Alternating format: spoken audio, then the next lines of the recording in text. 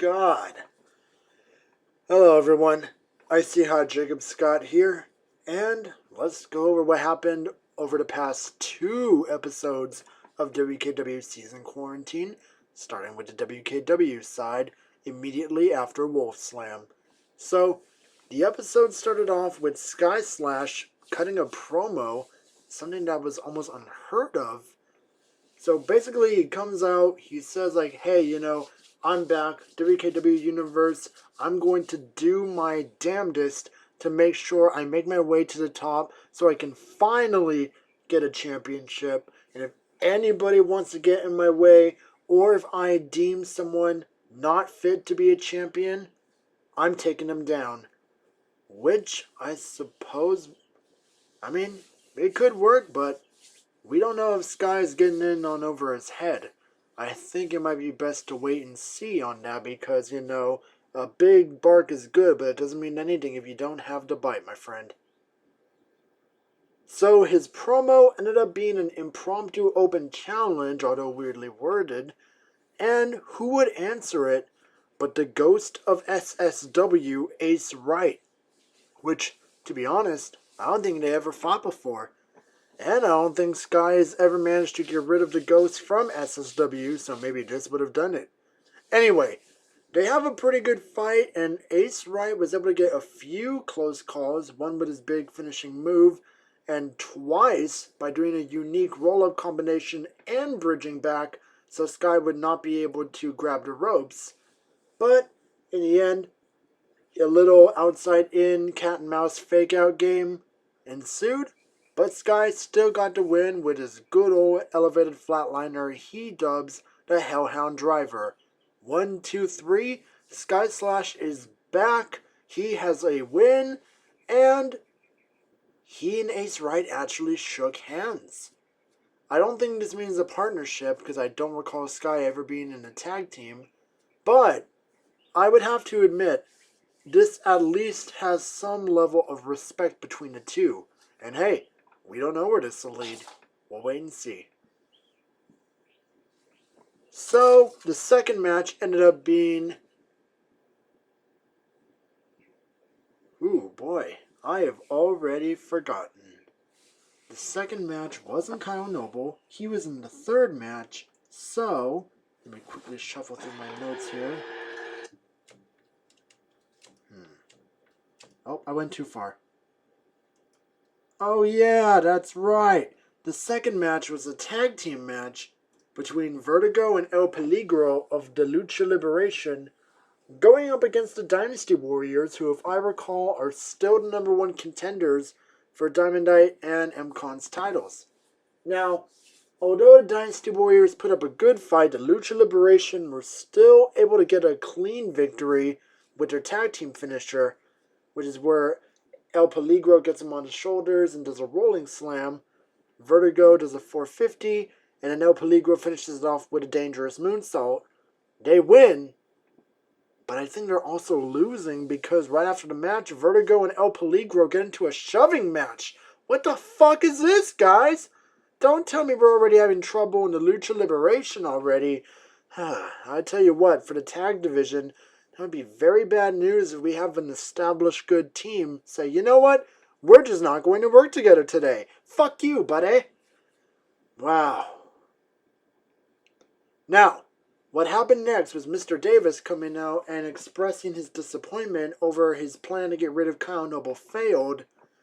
And that's where he fucked up because time to play the game! Triple H comes out.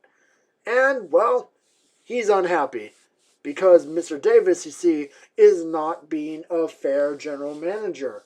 And he explains that he took out Eric Black after his match to show Mr. Davis he's not kidding around. So he gave him an ultimatum. Actually be fair to all of your superstars, or WKW gets shut down. Oh, fuck. This would be very bad news. It's one less show for me to recap, and wow. I understand that the way things at WKW aren't going so well, but I'm not talking about deleting a whole promotion. I don't want it to lead that way.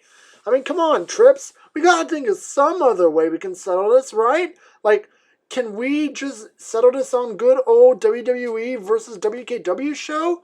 Like, come on. You don't have to delete a promotion. I know Mr. Davis has not been the best general manager, but when has deleting anything led to anything good? For Christ's sake, think of an alternative. I'm begging you. So while I tried to get that out of my system, speaking of Kyle Noble, he was the third match against Shelton Benjamin. And I'm gonna be honest with you. This might have been due to anger over being fucked over by Sky Slash and Cyrus, but Noble won in, I think that had to be less than 30 seconds, and you can do better, Shelton. That was a bit disappointing. But while Kyle Noble was celebrating, Sky Slash runs in out of nowhere, undoubtedly furious that Noble is still standing. So he not only drops him with that flying move he was trying to aim for, that low neck breaker of his, but he knocked out Kyle Noble with a discus punch right to the face. That's the second episode in a row where Sky Slash has knocked out Kyle Noble. At this point, I'm convinced it's a feud. Change my mind.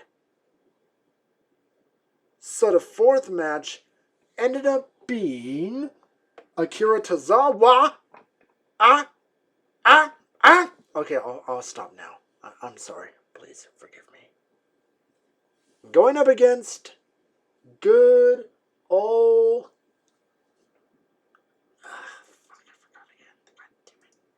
Good old Eric Black. Hey, we just mentioned you earlier. Nice to see you, buddy. So, Eric Black and Akira Tazawa, they fought hard, but I will admit it was hard for me to pay attention because I pretty much overhear the chat through a separate channel in my walkie here, and it was getting very, very fucking crazy. Like, I couldn't even pay attention, but I was able to catch what happened. Eric Black got the win, not with his Tower of Destruction burning hammer, but he got the win with that little head scissor leg drag DDT of his. 1, 2, 3. Eric Black is your winner. And a smooth comeback after being laid out by Triple H at Wolf Slam. I mean, wow. That's a pretty incredible comeback. Eric Black's got what it takes, I see. Skullfist came out next to cut a little promo saying, hey, finally, I am a champion on Season Quarantine. And he goes to thanking, and here comes Adam Cole. And I said Adam Cole because I wasn't sure if he'd be happy, but in my mind, like, was he ecstatic that he lost? I mean, he was just dancing to the ring as if he were still the champion. He comes out to congratulate Skullmageddon, which instantly raises some red flags. They talk it out, and I guess a rematch is being issued over at Rumble Roses. I'd love to see these two have an actual match. So, if you want to be perfectly honest, I'm all for it. What happened next was the main event if you're talking about matches in the show. And that was... Oh, nope, just kidding. Eric Black and Tazawa was the main event match. Cyrus came out next to cut a promo, pretty much saying like, hey, I'm a little bit bummed out that my plan worked, but it also didn't really work at the same time. But since Noble technically lost, he does not have the right to face me. And out came Mustafa Ali, who said, hey, okay, I'm going to admit, my run here on WKW has not really been the best, but I would like to change that by adding some gold around my waist. So, that's another match confirmed for Rumble Roses, I guess. Mustafa Ali challenging Cyrus for the title. Now, they both have a pretty similar style, so I'm excited to see how it goes, but at the same time, I think Cyrus, I'm already calling it. He likely will retain. And what ended WKW was Larry cutting a solo promo, telling the audience, hey, look, listen, I really haven't said much ever since we lost I lost to Kino Kobashi, and I won a few matches, but I've been in a bit of a rut lately. So I'm gonna try and turn my life in the ring around, and I'm just gonna keep moving forward. And that was a bit of a heartwarming way for WKW to end, with a superstar vowing to do whatever it takes to get back to where he was before. And hey, he might run into Kino Kobashi and beat him. I fully believe he can.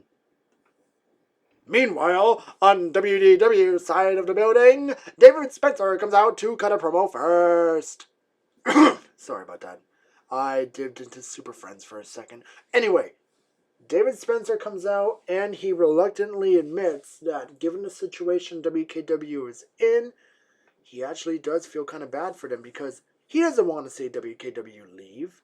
So, even though he does not in any way, shape, or form want to help out Mr. Davis, he does want to give WKW another helping hand. So, he tells the fans to enjoy the show while he goes to see what he can do to remedy the situation. I don't know. Maybe it could lead to, like, WWE versus WKW / WDW. At this rate, I don't know what's going on. But we're going to enjoy the ride wherever it goes. So for WDW, the first match ended up being good old... It wasn't Kai Cassidy. It wasn't a Washi. It wasn't them. It wasn't you. It can't be me. I'm the radio booth guy, for fuck's sake. Oh yeah, the first match was Gavin Watkins versus Totally XL Dragon. And, well, this was a pretty good match, although Totally very uncharacteristically jumped Gavin Watkins from behind mid-entrance. I mean, come on, Totally, what the hell, man? And that kinda got him a deserved loss at that point, because Watkins quickly put him away with the golden arrow. Watkins is here to teach you why you're not supposed to jump a famous wrestler while in the middle of the ring. You got that, boy? The second match ended up being Taven and Cameron Rose of the Mob, which I get it, Hayate was still trying to tell Cameron Rose to put Taven over. Oh my god. Okay. I'm going to do a little flashback on you. This match reminded me of that time in Season 4 where Prophet and Casey Charmer were having a match, and Casey Charmer tried to do a flying move and pretty much broke his neck in the process, and thus he was out for pretty much the rest of the season. Cameron Rose nearly took himself to that level of brutality. His face was basically a crimson mask, and he tried to do a big flying move and recover from one, and landed very hard on his head. At this point, I'm really starting to wonder if he's going to be able to even speak coherently after this whole, by next week even. I mean, that match, he took a lot of heavy blows to the head, let's be real here. I think the Mob might want to send a different representative to WDW for the time being. Put Cameron Rose on the shelf for a bit. Given those headshots, he'll need them. The third match was Owashi Hayabusha going up against, thankfully, not Zindahaku, but Kai Cassidy, who I'm still going to call jobber status. Anyway, this is a good, quick match. Owashi at one point tried to go for his Owashi driver, but he actually got countered, and Kai Cassidy was able to hit his stunner. Oh my god! He was trying to go for his big flying move. Owashi was not able to let that happen. He dropped him with the Owashi driver. 1, 2, 3. Quick victory. Owashi's momentum continues. And let's see if his partner Psychosis can join back up so they can do some more tag team in action. The fourth match ended up being the Mohawk Bros taking on the Elites. My god, Elites. I've got some words for you. Make up your fucking minds over what side you want to be on. God damn it. And just like they always do, they jump their opponents from behind.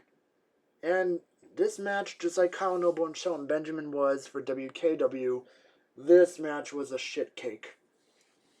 I mean, Yeah, they brought it out on the outside, but as soon as it got in, just a thumb pretty much turned into a corpse.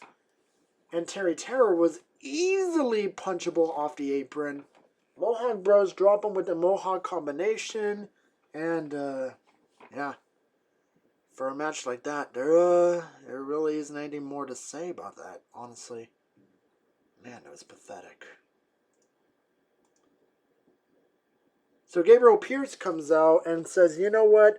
I am now a deserved WDW Platinum Champion because I have defended this title after winning it. So I had 2 matches with this title on the line, and I came through both. And that's when Kyu came out for 2 purposes. 1, to congratulate Gabriel Pierce. And 2, he admitted that at Wolf Slam, he went easy on Pierce because he could tell that Pierce wasn't at 100%. He didn't know that Nick Sanchez was the reason why that was, so he's cashing a rematch clause at Rumble Roses. So that's already a 3rd match confirmed, and I don't know. This could go either way again. I don't want Pierce to become a transitional champ, but Kyu could win again, honestly.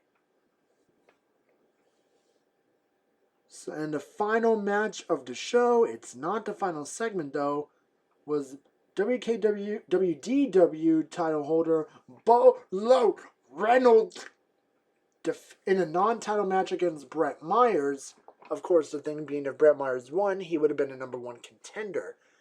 And although Bolo looked like he had easy going at first, the underdog of the Myers household was able to come back with a few power moves, and at one point was even going for his spear, which had he hit it, he likely would have become the #1 contender for Bolo's title come Rumble Roses. So he went for the spear and got a boot to the head. Wait, no, not boot to the head, a knee to the head. That pretty much stunned Myers enough for Bolo to drop him with the special delivery. 1, 2, 3. Bolo Reynolds wins. Myers is not a contender. And so the show actually ended off with Devin Myers coming out saying how he got the title. And that brings out Percy Lopez saying like, hey, you know, congratulations.